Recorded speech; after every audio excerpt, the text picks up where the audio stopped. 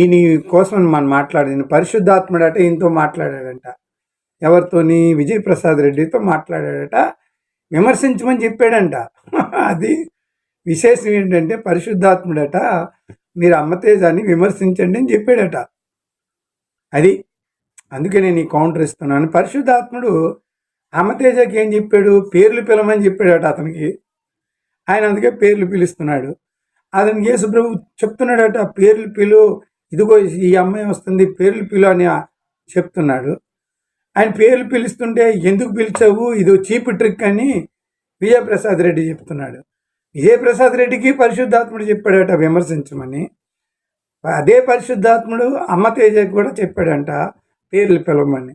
వీళ్ళిద్దరి స్టోరీ ఎలా ఉందంటే ఒకే పరిశుద్ధాత్ముడు ఇద్దరికి గొడవెట్టినట్లు ఉంది. అది నిజమేనంటారా? ఇంతకీ వీళ్ళిద్దరిలో ఎవరు కరెక్ట్? నేను వాక్య